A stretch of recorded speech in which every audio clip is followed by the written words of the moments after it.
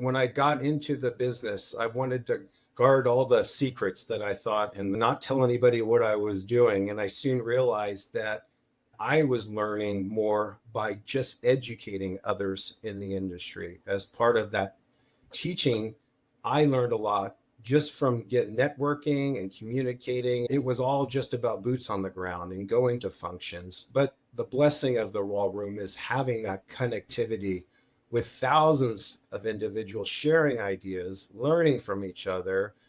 Welcome to the RAL Room Assisted Living Podcast with your hosts, Charlie Cameron and Alex Schlow. This is your go-to show for cutting-edge insights from industry leaders in residential assisted living.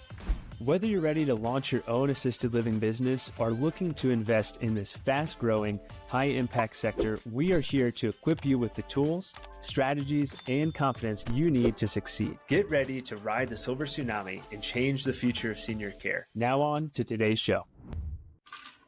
Welcome back to the RAL Room Assisted Living Podcast, the show for residential assisted living investors and operators. I'm your host, Charlie Cameron, and today we're joined by a true veteran in the RAL space in more ways than one, Ken Moss, the owner of the Homewell Group. Welcome, Ken. Hello, Charlie. Thank you for the invitation today. Glad to have you, man. You've got a ton of experience, over 22 years of experience owning and managing care homes, over 9 assisted living homes, as well as leading the Homewell Group, which is a firm that specializes in assisted living acquisitions and brokerage and consulting. Today, we're going to really explore how Ken built this portfolio and his company as well, and how he's helping others get into the game. Ken, why don't you take us back to the beginning, man? We talked a little bit about it before the show, and it's such an interesting story, and I've heard similar ones a few times, but I want to hear your spin on it. How did you get started in assisted living? What drew you to the space? Yes, the beginning was actually just a need for my grandmother. At the time, she was in a stage of her life as well as health where she needed to move in with my parents. And at some points, it became a lot of work. My parents were upon retirement. My dad at the time was a physician. Mom was a registered nurse, still working full time. And grandma came to live with them. And at some points, it became a little bit, shall I say, over time that they really just realized that in-home care that she was receiving in the daytime shift wasn't enough. My grandmother needed some serious help with daily activities, just general hygiene, foods, medication management. And then in the evening, she started to bring on early onset dementia. So she was sundowning. And so she would need assistance in the middle of the night. And my parents just realized that there could be or should be a better place for my grandmother. And we looked around quite a bit for assisted living. The concept of residential assisted living was new to us because we envisioned assisted living like nursing homes, right? Mm-hmm. Hundreds of elderly folks living in a community-based housing environments with bingo and commercial kitchen, all the bells and whistles. And we went out and we looked at those big box type of institutional places, and we just didn't really get the warmth that we wanted for my grandmother. We just felt like in those types of environments, she may have been more isolated, very overwhelmed, whereas we stumbled upon something called residential assisted living environments. And so we started to look around. And after looking around about 5 or 6, I just looked at my parents and I said, maybe we should just start our own. My dad looked at me and said, we know nothing about this. I said, you're right, but we can learn. And fortuitously, there was a couple of people that I started to speak about this concept of starting a RAL.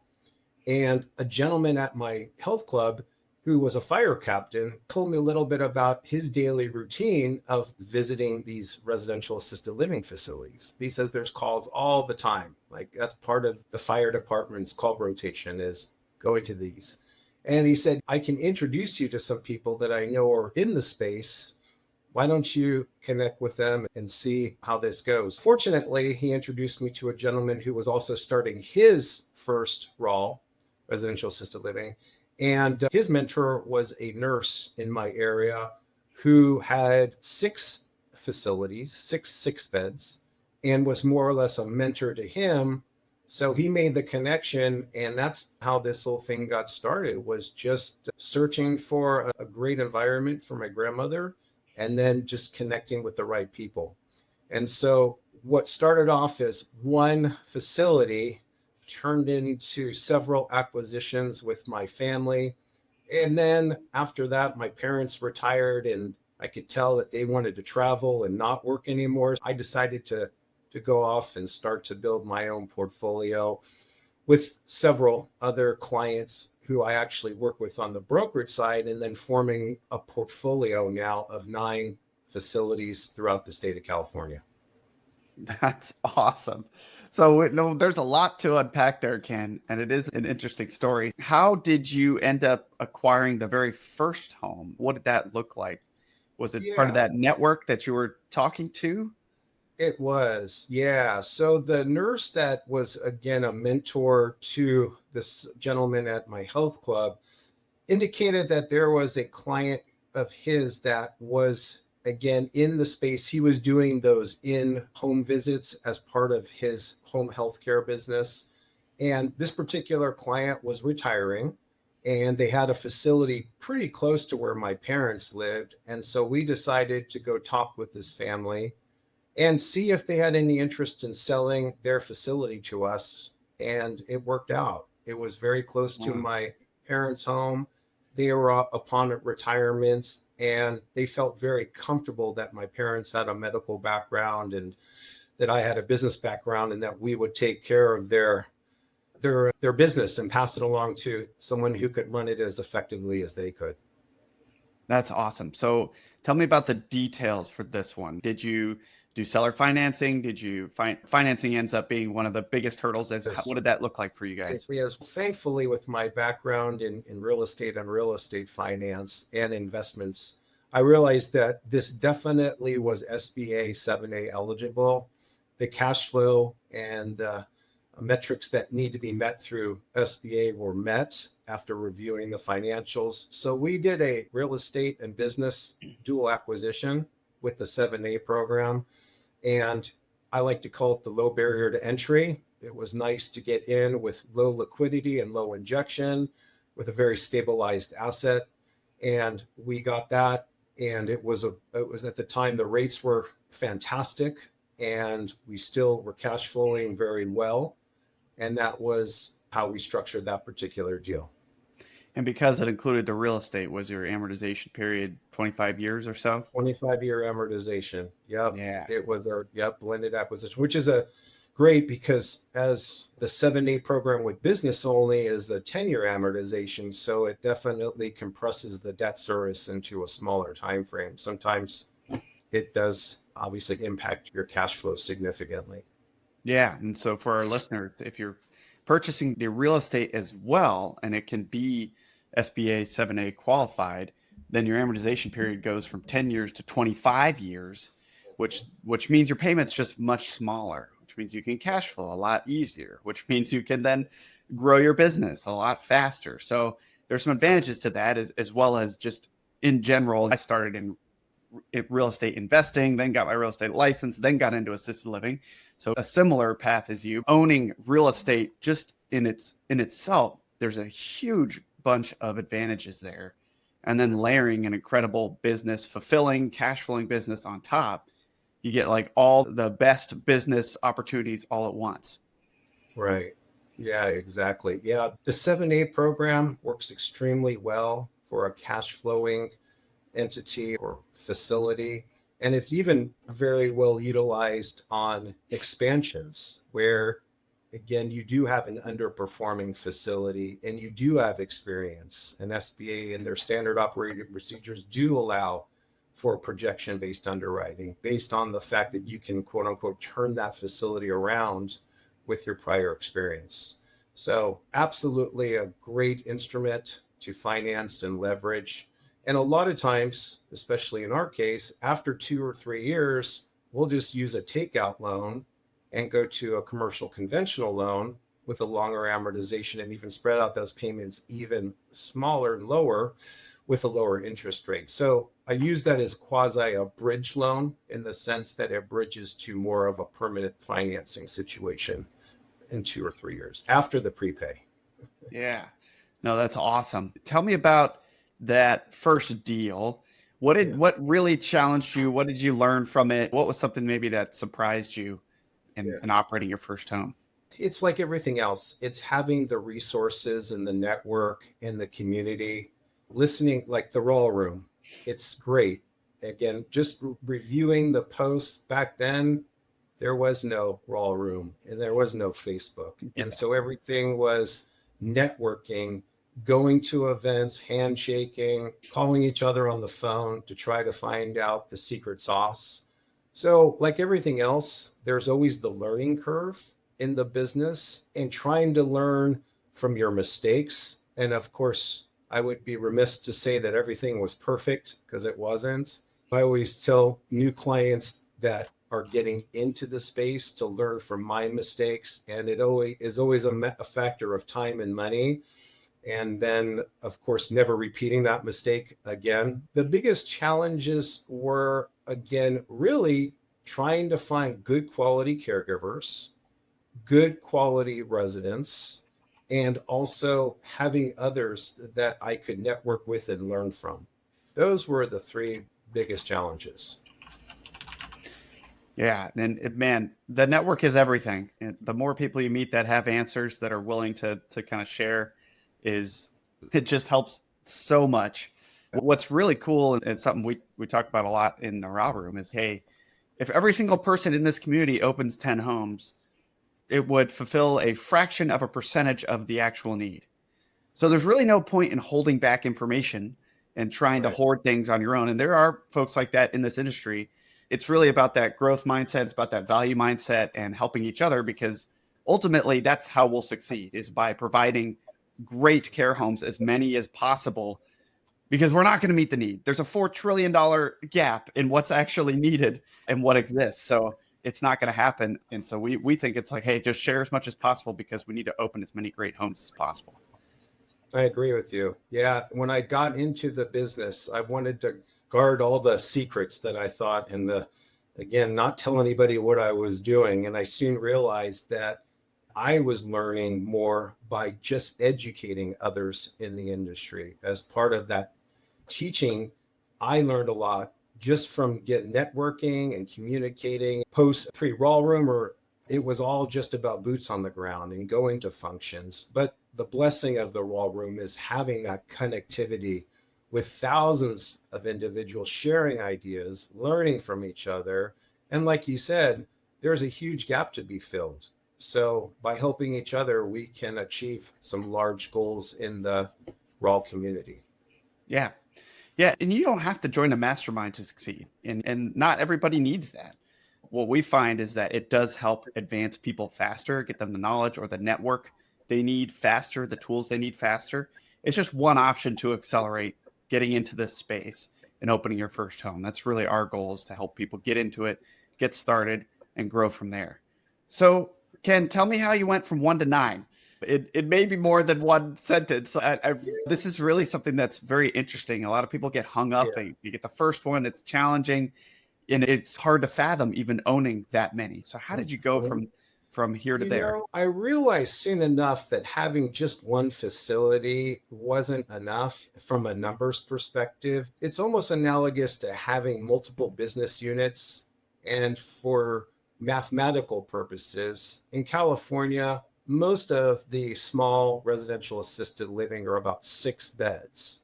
So what I realized is that if I have any attrition or vacancy whatsoever, let's call it 1 resident, my occupancy factor just dropped from 100 to 84% mathematically. Mm-hmm. And unfortunately, this business does have, again, individuals that do pass away. It is a factor. And then you lose a second resident, and now you're down 32% of your occupancy.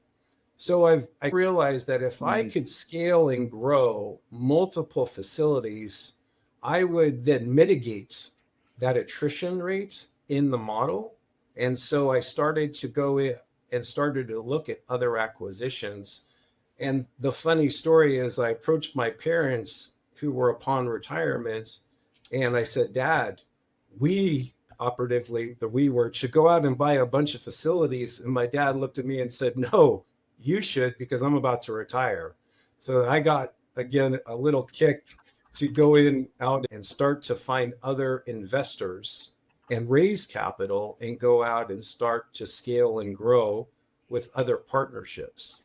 So I did acquire 2 more with my parents. And then at one point, my parents just said, you're on your own. This is your journey. Have fun. You're still early stages of my career. So I did go out and do some syndication cap raise with a few of my trusted investors. And we went out and started to look for high quality care homes. And so we did acquire 3 in a different little syndication, which brought me to 6.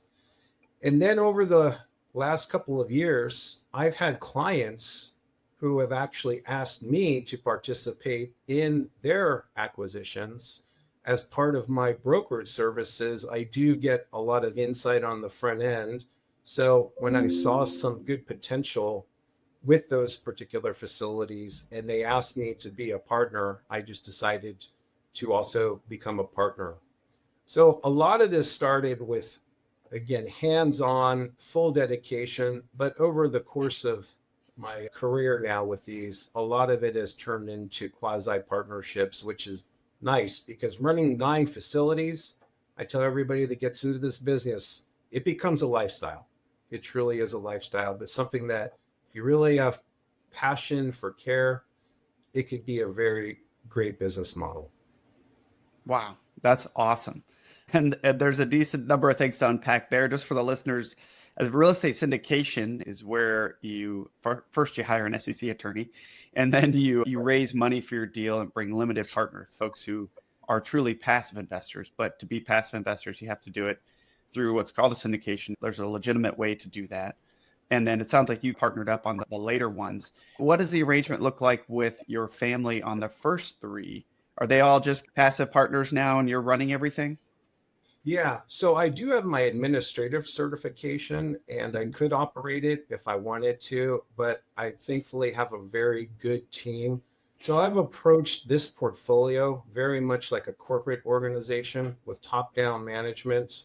So again, we have the top level, then we have some regionals, and then we have administrators and house managers that are trusted, who have been with us for years. And with the advent of technology and other things that weren't as predominant in our industry, we do have, of course, our EMRs, electronic medical records, and all the other charting is done. So it can be a lot more efficient from a technological standpoint, but also having trusted individuals who can manage day to day, and it makes things a lot more efficient when you're scaling and growing to a nice size of facilities. So let's talk about that for a second. What are your biggest staffing challenges and your biggest piece of advice for hiring and promoting?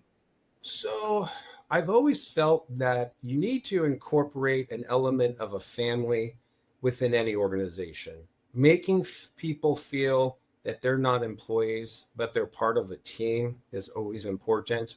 We do a lot of bonusing. We do a lot of special events for our staff. We're constantly looking for cultural change in the right direction and also improving our approach to care and, of course, interactions with the families on tours and any foreseeable issue that can come up. So we have implemented a nice policy and procedures, and we do provide ongoing training, and we just treat everybody as if they are part of our family. And that just really makes things a lot easier where people feel like they're part of something and not just coming to work daily. Yeah, culture is key. And a lot of times it is, let me just hire the next person. It's now you're really looking for somebody that wants to stick around. So they want to be a part of the culture and the business you're building. Sorry to interrupt this episode, but let's be honest. Most real estate investing right now, it's either buy a fourplex or try Airbnb and hope for the best. Yeah, we're not here for that. We're here to show you what we believe is the most overlooked high cash flow real estate strategy in the game right now. You guessed it, residential assisted living. It's literally the one place in real estate where you can net six figures on a single home and feel like a decent human being at the same time. You're helping sweet old ladies eat pancakes and play bingo and live longer through better care. You tell me what's better than that. So we're hosting a free live webinar called How You Can Create Financial Freedom with Residential Assisted Living. No fluff, just value. And it's happening at 8:30 p.m. Eastern Time, 6:30 Mountain Time. No excuses. It's online. Put on sweatpants. We won't judge. We'll break down why residential assisted living is the best opportunity right now, the 5 steps to take down your first home, and how to set up a business that makes a real impact and real money. Spots are limited, so don't be that person who DMs us in 3 months saying, wait, is it too late to start? So hit up theralroom.com/webinar and register now. Be the hero your grandma already thinks that you are. We'll see you there. Pancakes not included. Yeah. Sometimes easier said than done. Any tips for hiring? Do you have a specific way you do it? Is it through referrals? How do you go about it? Yeah. So we've always promoted from within, and we do generate a large amount of our caregivers from other caregivers. Ideally, we would love to have CNAs or other individuals that have a passion for care, medical assistants, individuals that are in the healthcare space per se and have a passion for elderly care. So we do get creative.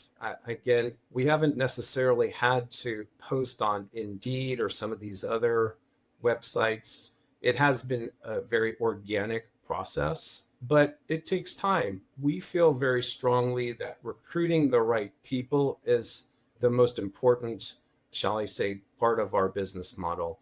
And we value the employee or the caregivers and everybody. We want their input. We want to hear feedback. We want to know how we can improve our facilities. And we have a suggestion box. And we take care of our employees with, like I said, with incentives. And when we hit certain goals, everybody benefits. I think it's important to keep people motivated. And like you said, Charlie, just replacing people just starts that process all over again. And it's very time consuming and costly. Employee turnover, if you really look at it from a cost center, it can really chew into your margins. What are some of those incentives that you offer?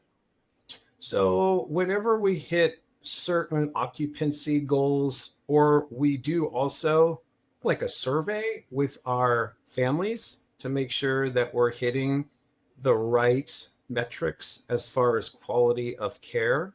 So there are several online survey tools that you can send out, or even just old-fashioned pen and paper. So when we get high surveys, high quality surveys, we'll typically have an employee appreciation day or night. We'll give them incentives or salary bonuses based upon, Nice. Again, what we feel is appropriate for each individual staff member. I love that. Yeah. Do you offer any other benefits, any sort of health benefits or anything like that? We do for some of the regional managers, plus phone bonus or car expenses so that they can rotate and go to the different facilities. And I think it just depends on each individual home and what their needs are. Ideally, again, we would like to have our homes in a very small, shall I say, centralized area. That span of control and the efficiencies and economies of scale start to create better efficiencies economically. So we do try to take care of our regionals. And on the caregiver level, there's been times where someone's car isn't working and they want to call in. We'll send an Uber to their house and get them and send them home. That way they're at peace with their situation and take care of them. Nice. Love that. Yeah. So 9 homes, you must have figured out the occupancy game pretty well. What techniques did you use to get fully occupied initially, and how has that changed over time? So a lot of this can be done organically. if you can build relationships, and we've seen these posts on the RAL Room, talk to discharge coordinators, talk to social workers, talk to the big assisted living facilities, because sometimes that's not the right place for a particular family member. Maybe they want to be in more of a family type of setting, like a family home. One thing that I see, Charlie, that really, again, always is just a website presence. We're all tied to the web. And people, if we're going to go to Yelp to review a restaurant before we go and eat it, we're going to obviously want to see at least something as far as a presence online. So it doesn't have to be a fancy website, but having some sort of presence online would definitely impact people's decisions, because we're all wired to go to the web and do our little due diligence, maybe 2, 3, 4 minutes before we do anything. And we're talking about the care of a loved one. I would encourage everybody in the RAL Room, or those who, again, think it's complicated, figure out a way to have some sort of online presence and, again, be noticeable, be somewhat relevant. And relevancy can vary, but we have done a great job with that. And also just community connections. Everywhere you go, there's going to be somebody who's going to need you at some point. And have cards, have business cards. Talk highly about what you're doing. This is a very great space. Talk to people about it. Talk to your neighbors. Talk to people at the grocery store.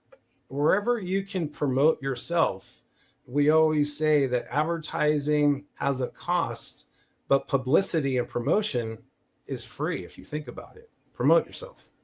Yeah, Ken, you hit on all the things. It is wild how many of these homes don't have a website at all or Google My Business presence. I get it. Sometimes getting reviews is hard, but what does everybody do? If I'm going to go hire a plumber, I'm going to go to Google, I'm going to look for a plumber, and the one with the most reviews is who I'm going to call. It is what it is. That's hard to do. I know. I've ran a real estate team. I've done the same. I've done all the things.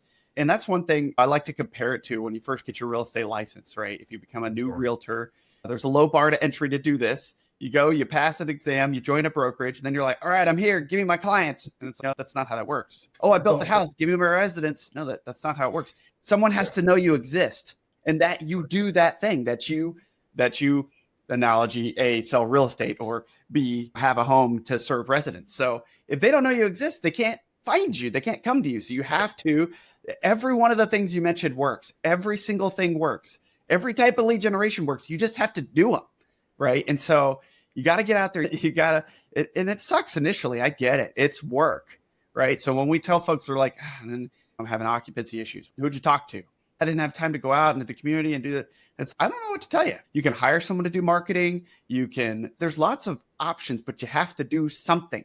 Yeah. You can't just be a home that exists without a website and without going out there and telling people.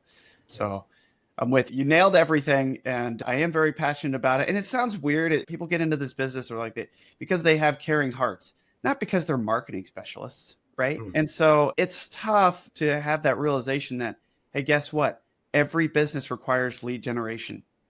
And I know it sounds impersonal to say we need to generate resident leads, but that's exactly what you need to do, because guess what? You're probably going to have to touch 5 to 10 families to get one resident, right? So it's not, oh, someone called us, it's a shoo-in. No, you actually have to follow up with that lead and eventually you have to convert that lead into an actual resident, good home tour, all that thing. So there's more parts to this than just operating the business. It's the lead generation. Anyway, without leads, you don't have a business. Is the point I'm trying to. Every business needs some sort of marketing. If you think about it, if you're a doctor or a lawyer, how do you get your clients? You do one of two things. Either you do it on your own, you go out, or you work for a firm that does it for you. But you're right, Charlie. Everybody needs to go out and promote your business and be proud of what you're doing. Be proud of the fact that you're doing something that is very beneficial to multiple families. And we're all going to be in that stage in life. We can't fight it. At some point, we're all going to need something, and it just varies. Yeah. We've hit a lot of the kind of operating and owning assisted living homes piece. Let's switch gears for a little bit and just talk about the brokerage and lending platform that you've built. I know you started in real estate and then got into assisted living, and it seems the Homewell Group merged into the blending of both worlds. How did that kind of come about, and what is it that you just specialize and focus on now? Yeah, great question. So starting real estate's been 28 years, and I have a background in finance, which really helped me on the brokerage side, because understanding the backbone of the deal is the financial impact and the obviously structure of that. So it really helped me to have that level of experience, and again, taking it to the next level. So it was interesting when my grandmother had to be again placed, I started to do some studies, Charlie, and went to the Department of Aging in California. And I soon realized that this baby boomer population that was coming, we all call it, now the silver tsunami as it's now trending. I realized that there was a gap in resources, and truly a gap in professional resources like a brokerage service or a lending platform or even a consulting and coaching platform. And so I realized that if I could put myself in the middle of a need and start to cater to those clients that want to get into the space with the acquisitions or upon retirement, the dispositions or turnarounds or financing, ultimately, I felt that there would be a niche in my, obviously in the space to fill, and it worked out very well. I started off really small, started off with the 6-bed model out here in California, and then started to migrate to bigger transactions, bigger bed sizes, bigger dollars, more complex, more, again, even some light development. So the Homewell Group was really a creation of a need in the industry, and seeing very few brokerage services who had lending, who had transactional, who had consulting and coaching and light development. It just made sense to create something that wasn't really around, and it worked out pretty well for me. Yeah, that's awesome, man. Very happy for your success in that realm. I had my real estate license as well. I operated a team for a while. At the time, it was all focused on military because that's what I knew and that's what I did. So I know it's a lot of work, but man, yeah, you're absolutely right. I've only seen, I can count on my two hands how many people or groups specialize in assisted living. That's not very many, considering the need nationwide. I've got a go-to realtor at a couple locations. I know you in California, and there's a couple other groups, and that's it, which is wild. The need is huge. And oftentimes for people who are in the real estate industry, as in facilitating transactions, if you're just, I sell houses, I do it all. Yeah, whatever. Send me the land, send me the commercial property, if you're not a specialist in something in real estate, then you're really not, you're probably not the right person to go to. And so for folks that are looking for a specialization with their real estate license, assisted living is the way to go. And reach out to us because we've got lots of people that need assisted living expert agents like Ken who can really help serve them well, because it is a very unique asset and it requires a different type of transaction than just traditional real estate. So anyway, if you niche down into this, I guarantee you're going to have plenty of business for the next couple decades. Yeah, it's been a great business model. And like you said, it's very specialized.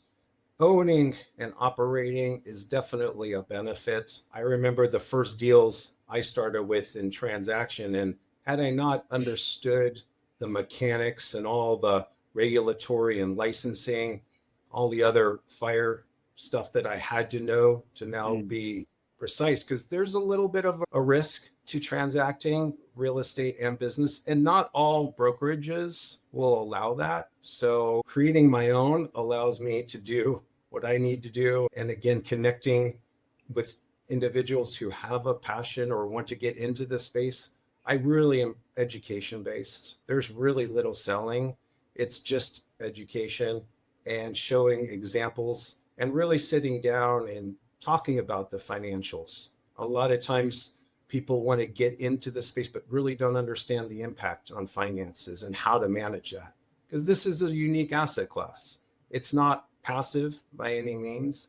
It's not apartment buildings where you have multiple tenants and a predicted cash flow and fixed expenses. This has some variabilities to it and some moving targets. Definitely not passive. And we say that a lot on this podcast, and I want people to understand that. Not passive, but it can be worth it. That's our assessment of assisted living. So Ken, you've got a ton of experience on the real estate side of assisted living, on the operations side of assisted living. What, looking ahead for the next few years, what's your take on the future of residential or even all assisted living as an investment class and market trends? Yeah, so the one thing that I've noticed is there's a lot more development and construction, specifically in California, which one of my early mentors in real estate told me, watch the commercial because they have done feasibility studies. They spend a lot of money on R&D, and typically they don't make big mistakes when there's hundreds of millions of dollars at risk. So what that tells me is in any community across the United States, look at what is happening in your area. Look at the new projects, look at the new developments.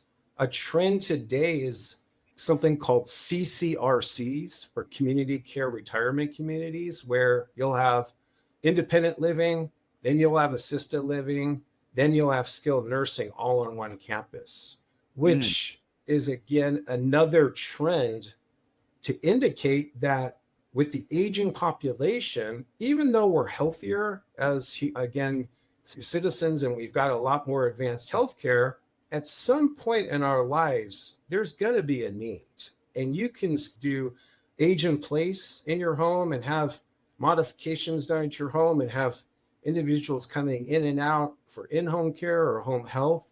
But at some point, you probably want to be in a place where there is a community and there are ADLs or active daily living and all the other things that, again, create more of a thriving for life situation. And so the trend is there. We know the numbers, the metrics are there. We see the big projects and developments. We see, again, expansion in the space. I think that this is like you said, for decades to come, this is going to be a great business model if you realize it's not passive and you have a passion for help, for care. Man, I love that. And there's companies out there that all they do is build out those full campuses or design them, right? Yeah. If there's a business focused on that, that's to tell you something. And you're right. Where are the big facilities going? Well, those big skilled nursing facilities. If they're building new skilled nursing facilities in an area, guess what they probably need more of? Residential care homes. And I know it sounds counterintuitive. It's no, but they already are building the beds. It's but it's a different asset class. That's what you're providing is more niche care, higher caregiver ratios. You might even add on dementia care, and it's a little different. And so a lot of families are looking for exactly what you can provide in a more residential setting than what a skilled nursing facility can provide. Even if they need those additional services, that can be brought in. We look at the big, like you said, the big facilities. If there's a McDonald's at the corner, guess Starbucks is coming next, right? They've done their research. They've spent millions of dollars on it, and you get to just benefit from that, which is pretty wild. All right, Ken, tell us what areas in California the HomeWell Group serves. So we are statewide. We have a higher concentration in bigger metropolitan areas. So we do business in different parts as far as regionally. We're not region specific. So I do travel a lot and I do a lot of scouting. And so I have a tendency to look at a lot of opportunities. And we're just here to help out anyone in California that's looking for our services. And more importantly, looking for an education in the space. We're happy to help. That's our main goal, is education. And at some point, that education will possibly lead to a client. And so that's our mantra, is just to again, pass along all the path that I've already done and just, again, feed it back to those who are interested in the space. I love that. You're a true go-giver. Have you read that book? Yes. Great book. That's a good one. That's a good one. Okay, Ken. Thank you. If folks want to reach out to work with you, they want to buy an assisted living in California, what's the best way for them to do that? Yeah, you can just go to thehomegroup.com. That's THEHOMEWELLGROUP.com.